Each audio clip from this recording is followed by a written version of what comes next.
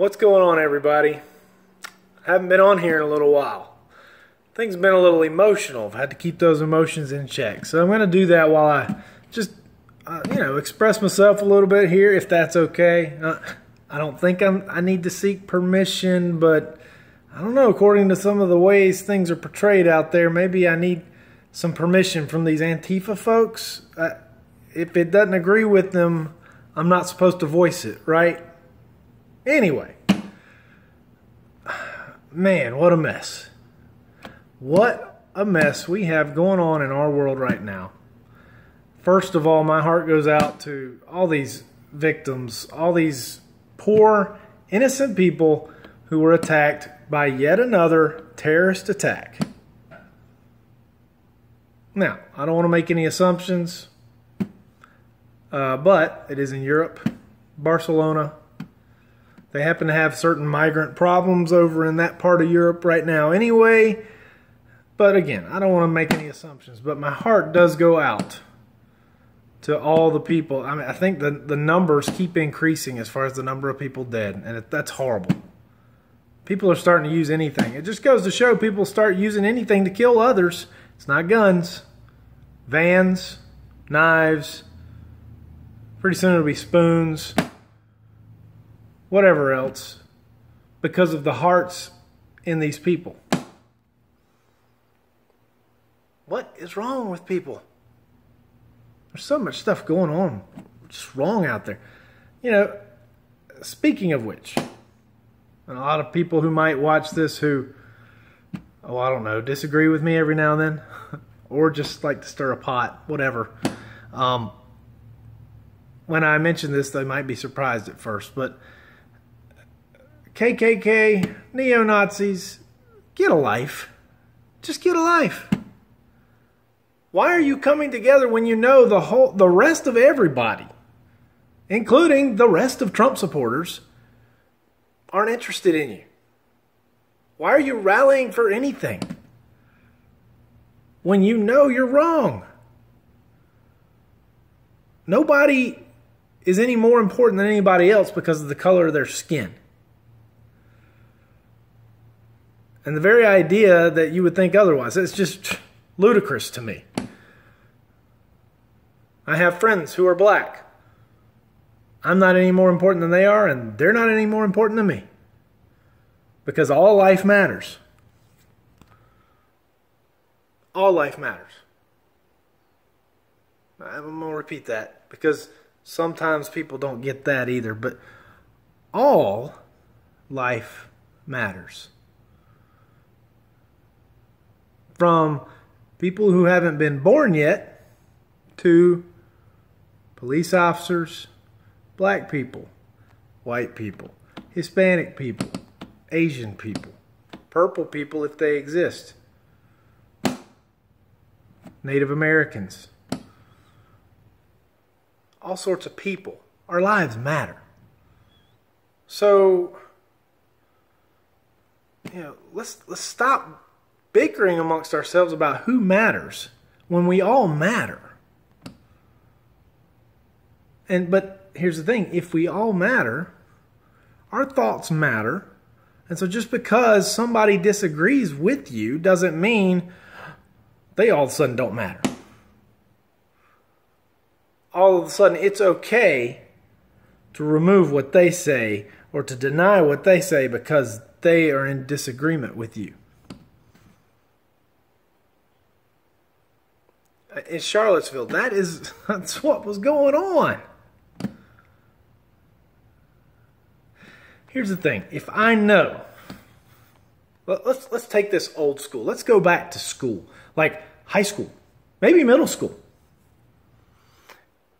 If my goal is to stay out of trouble, and I know a certain group of kids don't like me, they don't like me, and I want to stay out of trouble, maybe I can manhandle all of them. But do I want to go and meet up with that group if I'm a peaceful person, if I'm trying to stay out of trouble? The easy answer is no. I don't go where they are. I can solve things another way. That's not how things were handled in Charlottesville. Look, I agree. The neo-Nazis, the numbskull white supremacists, yeah, they're scum. Okay? Great. But if I know they're there, and it is obvious that people knew they were going to be there, because there was a little bit of organization on the other side. There's a little organization on the other side with Antifa, Black Lives Matter. Mainstream didn't even want to acknowledge that at first. And these people were organized enough, hey, let's go meet them where they are. And let's go get into some trouble. Because that's what happened. And so all of a sudden, instead, we want to set up a scenario so that now, for some reason, it's Trump's fault. Because he blamed two sides to something where there were a few sides involved here. I'm not condoning the white supremacists. But do you want to go where the trouble is if you're trying to stay out of trouble? See, if you want peace, you don't go looking for trouble. When you arm yourself with bats and shields and nice little whatever get up you want to call it, and say, I'm going to fight oppression and white supremacists. I'm going to go where they are, but wait a minute. I thought we want to be peaceful, right? Or is that not right? And then we want to go even further. Take this a step further and try to remove statues. It's funny how a lot of these statues, they've been standing for years and nobody said anything. Until the media twists and turns a narrative a certain way to create a scenario where, oh, now these are offensive and they need to come down. All right, so let's jump on board that for just a second. All right, so we start removing this offensive statue over here and this one over here. Where does it stop? Because what if all of a sudden I'm offended by this over here. It offends me. I need it removed. Maybe it's something that has to do with some other kind of past. But it's something that's been here. But now it's inconveniencing me and offending me. And it's a bad reminder. And I can't stand it. So we need to remove it. To placate, to satisfy me, because I'm special.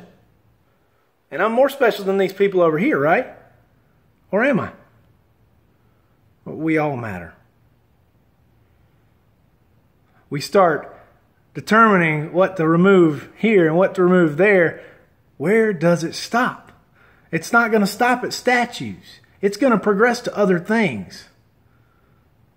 Until this whole freedom of speech that we have, that is actually, I mean, it's gotten and provided a lot for us over the years as Americans.